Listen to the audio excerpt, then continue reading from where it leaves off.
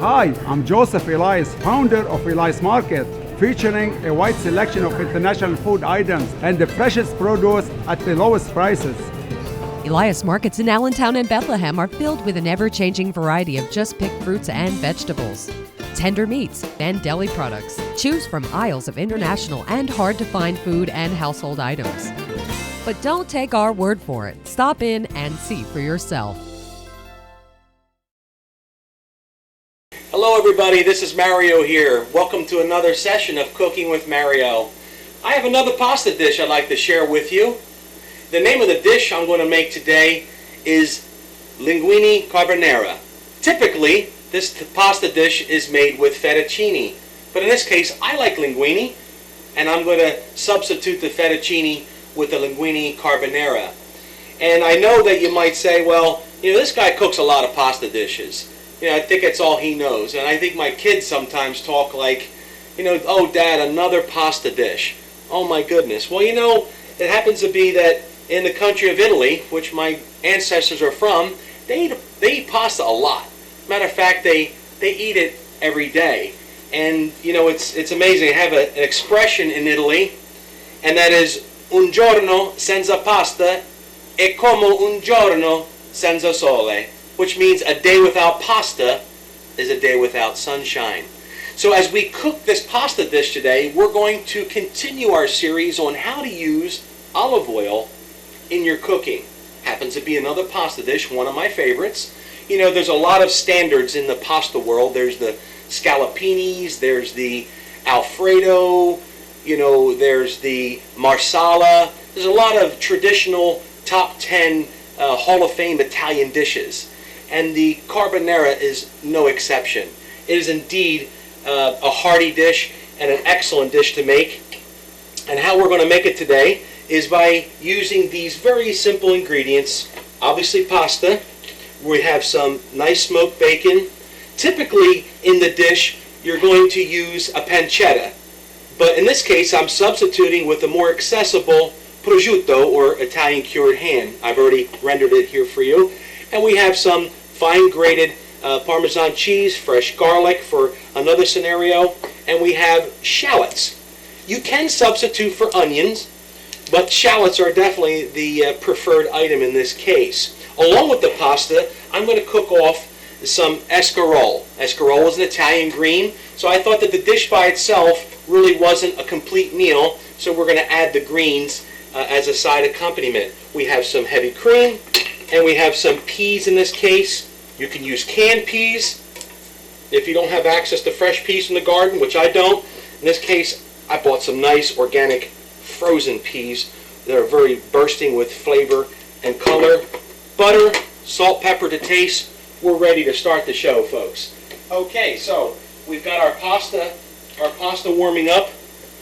We've got our dish here going. What I like to do first is to cut down some of the shallots, in small appetizing pieces, nothing too large. We're looking to keep everything within the certain dimensions or proportions. The linguine carbonara, or fettuccine as it originated, is somewhere in the 19th century in Rome. And it's a marvelous dish in that it was a peasant's dish of sorts, and there's a lot of conjecture as to where the carbonara name came from. But most historians say that the carbonara means charcoal burner. And charcoal burner was the heating device used in the coal mines in Rome.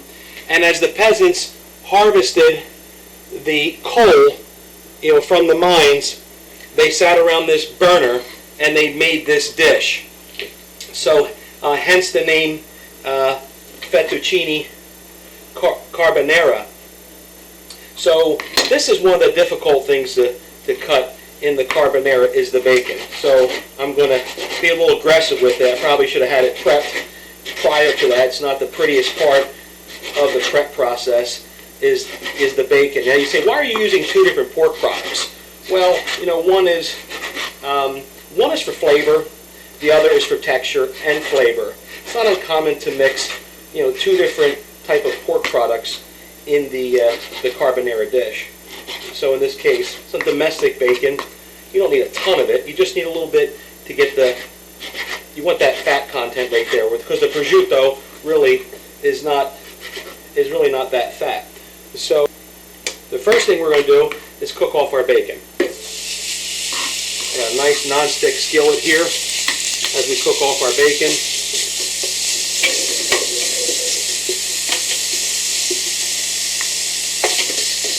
That piece there is not cut so well.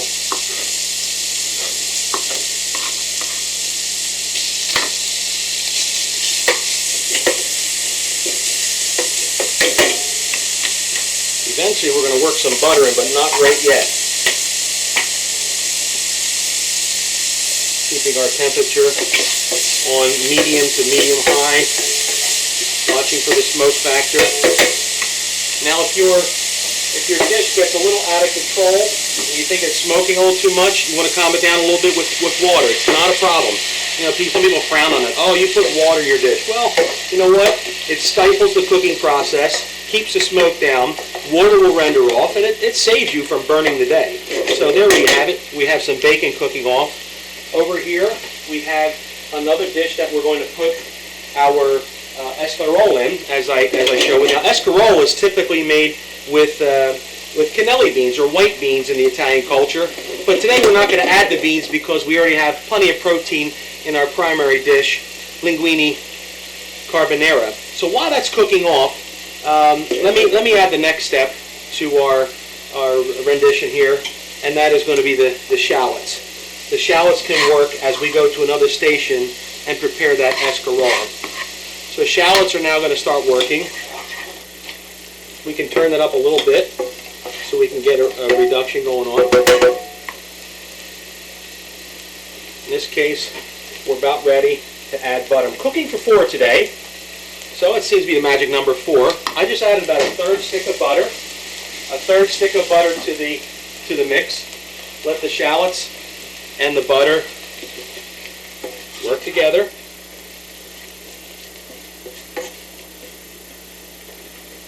Keep that heat high. Now we're going to go over to another section here. It's a unique product.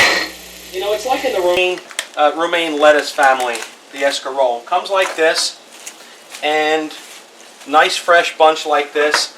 But there's a special way to cut this, and the reason why I'm going to show you is because if you don't, you're going to foul your dish up. You want to cut the escarole in half. You've got 2 perfectly symmetrical halves here. Here's the part you don't want. How do you avoid getting bitter greens in your Italian dish? Here's the culprit. It's this center part right here. So if you systematically remove this center core, it's the lighter, crunchier part. You might say, well, that's a nice crunchy part like a romaine lettuce. No, it's the bitter factor. So you're going to take the bitterness out of your escarole. Now, I like to cut it like this. I go long ways, 2 or 3 times with the grain of the lettuce, or the escarole in this point, and then I countercut by grabbing the bunches and rotating them like so. And there we have nice little balanced pieces, bite size. Obviously you want to put them in the sink. You want to rinse this thoroughly because for some reason or another they must grow this stuff in New Jersey on the beach because it's got a lot of sand in it. And you don't want that sand. There's nothing worse than gritty greens at the dinner table. You're going to definitely turn somebody off with the gritty greens. Back now to our primary dish, which is linguine carbonara. The carbonara is now ready for the prosciutto. Okay, in the Italian culture, the real authentic overseas stuff, they put a raw egg or 2, yolk only, in this dish. I personally am not a fan of raw egg in the dish. I know it adds texture and it kind of gives it color. Some people like that yellowy, sauce when you're putting over the pasta. And I'm just not a big fan of the raw, even in the anchovy raw egg thing in a traditional Caesar salad. Not a real big fan of that. Again, this is your kitchen. You can do whatever you want to do. In this case, we're kind of modifying the the linguine, which was fettuccine carbonara. So now we're going to add heavy cream to the mix. Heavy cream in the mix is a very important part of that. We're not really making an Alfredo here, so don't confuse this with an Alfredo. We're not trying to get this really pasty, Kraft Parmesan cheese sauce. You're looking for more of a liquidy sauce. Okay, so we'll turn that up high. We want this to come down a little bit, and we'll see how we're doing over here in the escarole department. So I turn my heat up a little bit. We're going to use olive oil in both applications today. So the first one here is to liberally dress your pan with olive oil. We're going to get some fresh garlic. Fresh garlic. I'm going to use this fancy garlic press you can get anywhere. I'm going to press it down. You don't want real big chunks of garlic. You want smaller pieces of garlic. Like that. See that? That's what you want. It's pretty overwhelming. So, work that garlic around a little bit.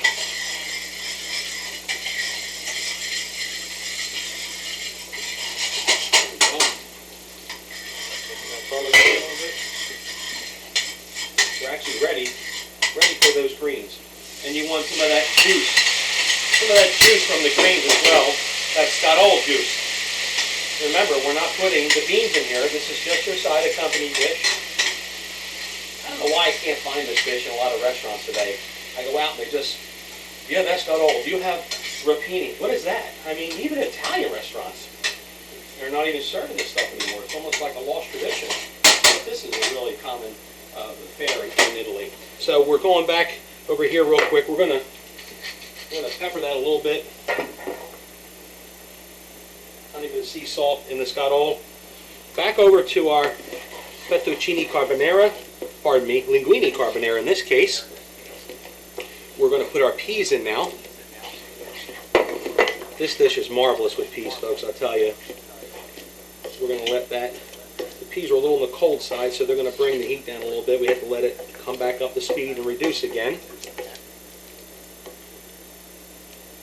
Okay, it looks like a lot, but when you mix it with that approximately pound and a quarter, pound and a half of pasta, it's going to spread out just fine.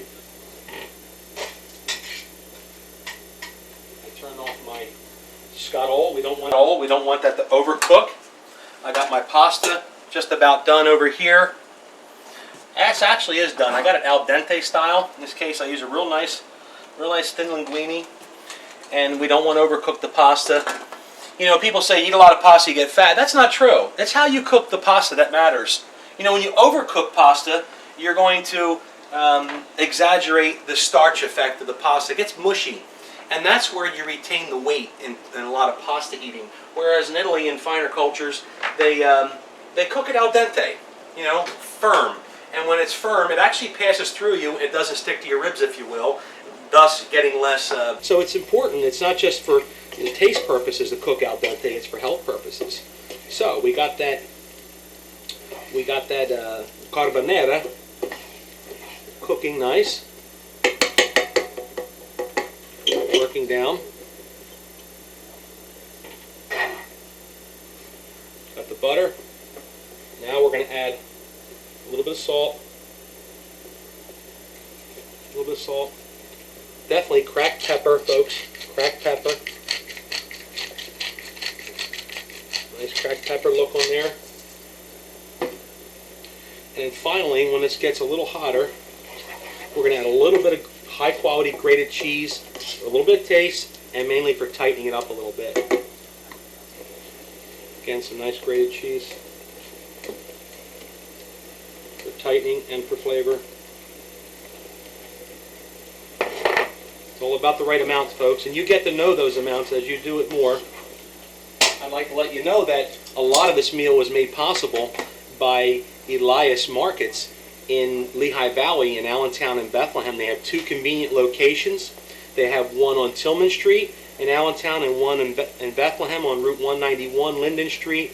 And they're just fine folks. They have a wide variety of produce and ethnic foods.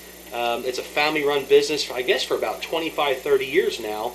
And the Elias folks, sponsored this show, and they teamed up with Mario and the Newburg Deli to bring these foods, and we purchased many of our ingredients from Elias because they just have an incredible selection of ethnic foods, whether it's Mediterranean, Middle Eastern, exotic produces from all parts of the world, including California. Stuff is shipped overnight by airplane. I mean, it's a very unique place. You've got to stop in. They got a fresh selection and friendly service there, and I've been going there for years, so please, by all means, stop in and see Elias Markets. Thank you, Elias.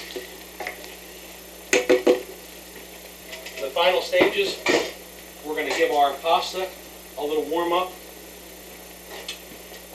I brought it back into the hot water. We're getting ready to plate up pretty soon, about 30 seconds. Nice, easy dish, folks. Nothing too complicated. You can do this. It doesn't matter the portions almost. You put the portions to your liking. And as you can see, I'm not fretting over anything. I'm just sitting back and relaxing and just adding things. And, I should be drinking a glass of wine, but, don't have time quite for that. Got this fancy pasta strainer here. Wow, you got all the expensive stuff. Let me tell you, folks, I bought this for $6 at the Goodwill. You don't need fancy stuff to cook great meals. You just need a little initiative and a little desire. In this case, we'll get that nice al dente linguine there.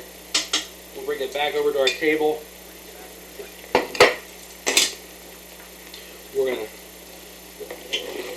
bring the carbonara in balance. You don't want to put too much with the pasta. In this case, turn this off. Put that right there. Turn this off.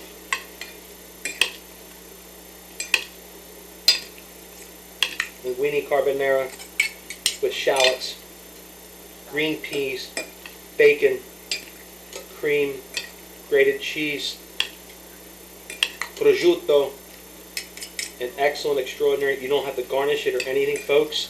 Your kids will love this meal. I don't care what the flavor, what type of food they say they don't like or do like.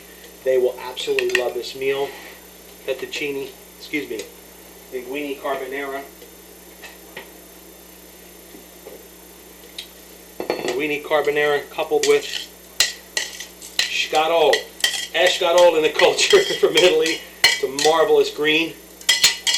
Escarole, the garlic with a little bit of burnt flavor to it, light seasoning, and that beautiful Newburg Deli olive oil that we've used in this particular scenario. I'm going to finish it off, folks, by making it a complete meal. A little bit of vino bianco, pane fresco, and let me see how it tastes right now, folks. Very hot.